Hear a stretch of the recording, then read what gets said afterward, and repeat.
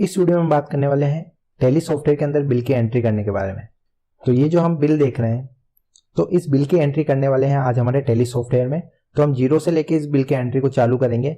तो सबसे पहले हम देखते हैं कि ये हमारा एक परचेज का बिल है जो कि हमने A1 कंप्यूटर से खरीदा है और हमारी कंपनी है लर्निंग पॉइंट कंप्यूटर्स। जो आपको पार्टी नेम में दिख रहा है ये हमारी कंपनी है लर्निंग पॉइंट कंप्यूटर्स और ये हमारा परचेज का बिल है। हमने A1 कंप्यूटर से ये कुछ आइटम्स खरीदे हैं, माउस, कीबोर्ड, लैपटॉप।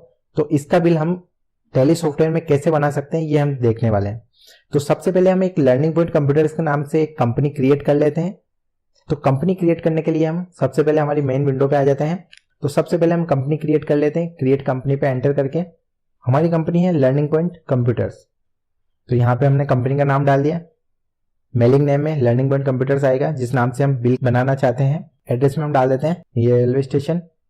सिटी डाल देते हैं हम जयपुर। एंटर करके हम आगे की तरफ आ जाते हैं। यहाँ पे हम स्टेट सेलेक्ट कर लेते हैं राजस्थान।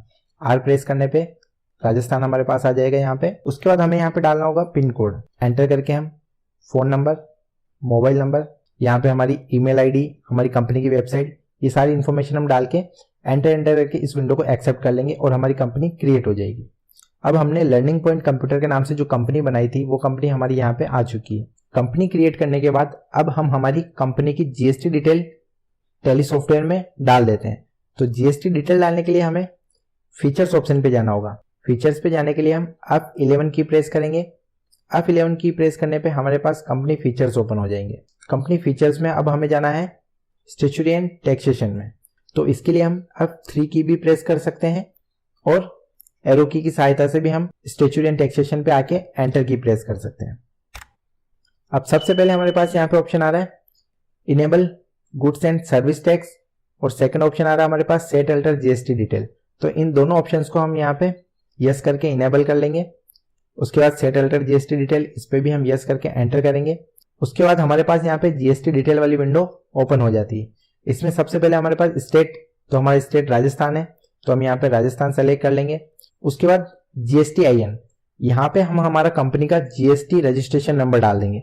GSTIN का मतलब होता है goods and service tax identification number, या UNI का मतलब होता है यूनिक आइडेंटिफिकेशन नंबर। तो हमारी कंपनी का जो भी जीएसटी नंबर होगा वो हम यहाँ पे डाल देंगे। तो मान लीजिए कि हमारी कंपनी का जीएसटी नंबर ये है जो कि हमने डाल दिया है। एंटर करके अभी हमारे पास यहाँ पे वार्निंग शो कर रहा है क्योंकि हमने जो जीएसटी नंबर डाला है वो गलत डाला है। तो अभी हम एंटर की प्रेस करके आगे की तरफ बढ़ जाते हैं। उसके बाद एप्लीकेबल फ्रॉम, तो अपना जीएसटी कब से एप्लीकेबल है तो यहाँ पे हम 1 अप्रैल 2022 डेट रहने देते हैं और एंटर की प्रेस करके इस विंडो को एक्सेप्ट कर लेते हैं। अगेन यहाँ पे हम एंटर करके इस विंडो को भी एक्सेप्ट कर लेते हैं। हमारी जीएसटी की डिटेल हमने डाल दी है। अब हम एस्केप की सहायता से पीछे की तरफ आ जाते हैं। उसके बाद हमारे पास यहाँ पे गेटवे ऑफ टैली आ जाएगा। यहाँ पे हम बिल की एंट्री करने के लिए अकाउंटिंग वाउचर्स के अंदर जाएंगे। अकाउंटिंग वाउचर्स पे आने के लिए हम कीबोर्ड से एरो की सहायता से अकाउंटिंग वाउचर पे आ जाएंगे और इसको ओपन करने के लिए हम यहाँ पे एंटर की प्रेस करेंगे। अब क्योंकि हम परचेज वाउचर की एंट्री करने वाले हैं तो यहाँ पे हमारे पास राइट साइड में यहाँ परचेज दिख रहा है। परचेज के लिए हमें F9 की प्रेस करनी। F9 की प्रेस करके परचेज वाउचर चला लेंगे। तो हमारे पास यहाँ पे परचेज वाउचर ओपन हो चुका है। अब हमें इस बिल की एंट्री करनी है। इस बिल की एंट्री करने के लिए सबसे पहले हमें इनवॉइस नंबर, हमारा इनवॉइस नंबर जैसे कि 201 है तो वो बिल नंबर हम यहाँ पे डाल देंगे। इनवॉइस नंबर जो कि हमारा बिल नंबर होता है वो हम यहाँ पे डाल देंगे। उसके बाद एंटर करेंगे डेट। यहाँ पे हम F2 करके हमारे बिल की डेट डाल देंगे। अभी हम डाल देते हैं 1 फरवरी 2023। उसके बाद एंटर कर लेंगे। अब सबसे पहले हमारे पास यहाँ पे आ रहा है पार्टी अकाउंट नेम। जैसा कि हमने बिल में देखा है कि ये जो माल हमने खरीदा है वो हमने खरीदा है A1 कंप्यूटर से। तो यहाँ पे हमारा A1 कंप्यूटर्स का नाम आना चाहिए क्योंकि ये हमने उधार खरीदा है। तो A1 कंप्यूटर का लेजर पहले से हमारे पास बना हुआ नहीं है तो हम यहाँ पे बनाने के लिए Alt+C की प्रेस करेंगे। Alt+C की प्रेस करने पे हमारे पास यहाँ पे लेजर क्रिएशन विंडो ओपन हो जाएगी। अब यहाँ पे हम A1 कंप्यूटर्स नाम से लेजर बना लेंगे। अंडर ये अपना आएगा सन्ड्री क्रेडिटर्स, क्योंकि हम इनसे माल खरीद रहे हैं तो ये हमसे पैसा मांगने वाला है। तो जो भी व्यक्ति हमसे पैसा मांगता है वो हमारा क्रेडिटर्स होता है। तो हम एंटर करके आगे की तरफ आ जाएंगे। यहाँ पे हम A1 कंप्यूटर्स का एड्रेस डालना चाहते हैं वो भी यहाँ पे हम डाल सकते हैं। अभी हम एंटर की प्रेस करके आगे की तरफ आ जाते हैं। स्टेट A1 कंप्यूटर्स जो है वो राजस्थान की पार्टी है तो हम यहाँ पे राजस्थान रहने देंगे। उसके बाद एंटर करके हम आगे की तरफ आ जाते हैं।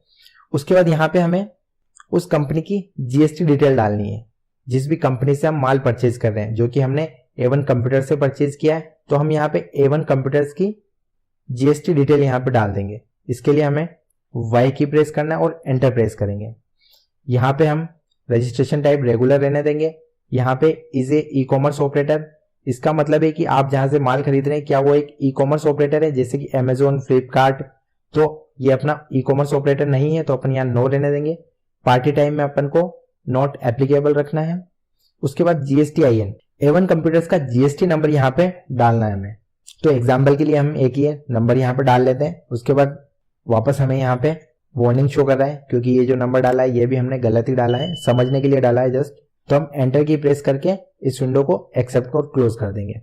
उसके बाद एंटर करके हम इस विंडो को भी एक्सेप्ट कर लेंगे।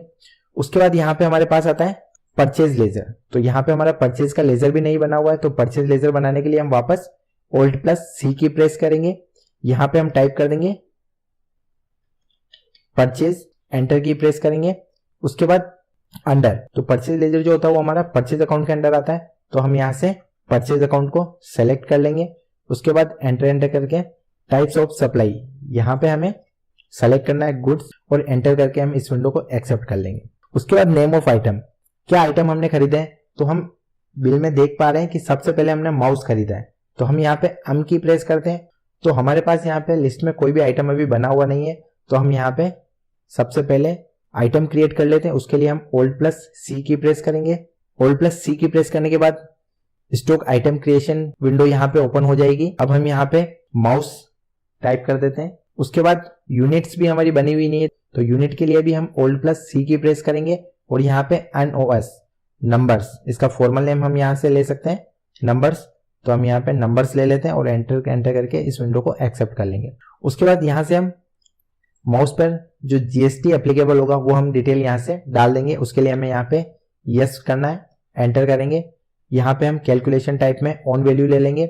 उसके बाद यहाँ पे हम टैक्सेबिलिटी में टैक्सेबल ले लेंगे, और माउस पे जिस रेट से GST लगता है वो रेट हम यहाँ पे डाल देंगे, जैसे हम 18% यहाँ पे डाल रहे हैं। और उसके बाद एंटर करके हम इस विंडो को एक्सेप्ट कर लेंगे।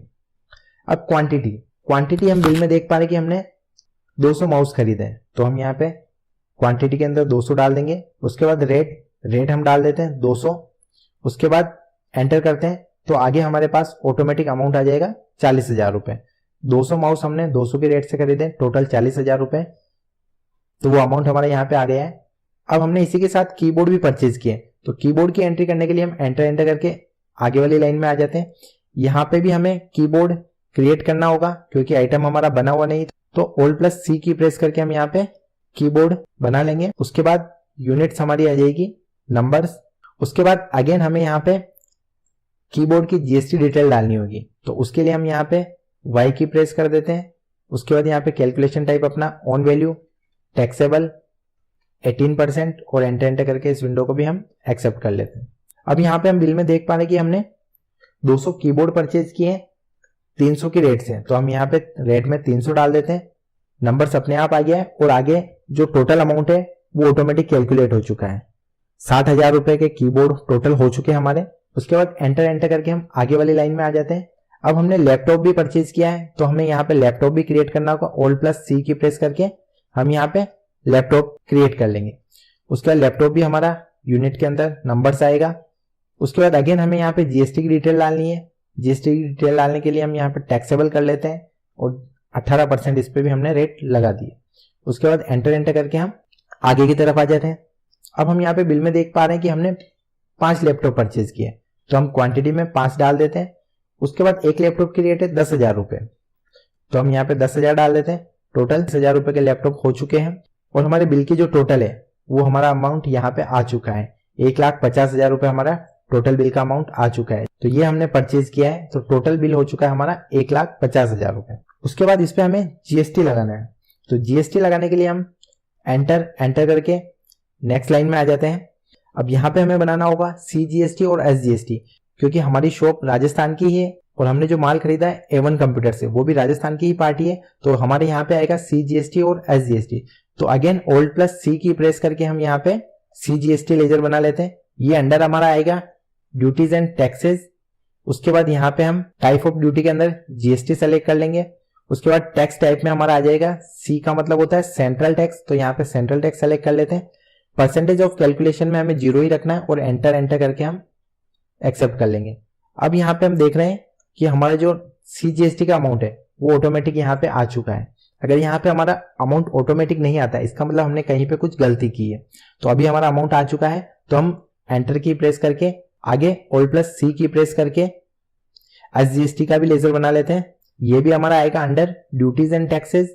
टाइप ऑफ ड्यूटी के अंदर आएगा अपना जीएसटी, टैक्स टाइप में आएगा अपना एस मतलब होता है स्टेट टैक्स, तो स्टेट टैक्स पे एंटर कर लेते हैं। परसेंटेज ऑफ कैलकुलेशन में हमें 0 ही रखना है और एंटर करके हम यहाँ पे एक्सेप्ट कर लेते हैं। अगेन हमारा सीजीएसटी कैलकुलेट हो चुका है 13,500, जो कि हम हमारे एक्चुअल बिल में भी देख पा रहे हैं कि सीजीएसटी और एसजीएसटी 13,500 आ रहा था। और जो टोटल बिल का अमाउंट आ रहा है वो हमें यहाँ पे सबसे नीचे की तरफ शो हो रहा है 1,77,000 रुपए, जो कि हमारा मेन बिल में भी हमको यही शो हो रहा है। तो इस तरह से हम किसी भी बिल की एंट्री टैली में कर सकते हैं। तो अब हम इस बिल को प्रिंट करना चाहते हैं, तो उसके लिए हमें यहाँ पे Alt+P की को प्रेस करना होगा। तो Alt+P की प्रेस कर लेते हैं हम। उसके बाद हम यहाँ पे एंटर की प्रेस कर देते हैं। तो हमारे सामने ये बिल आ चुका है। अगर इस बिल को हम जूम करके देखना चाहते हैं तो उसके लिए हम Alt+Z की प्रेस कर सकते हैं और यहाँ पे जूम ऑप्शन पे क्लिक करके भी हम इसको जूम कर सकते हैं।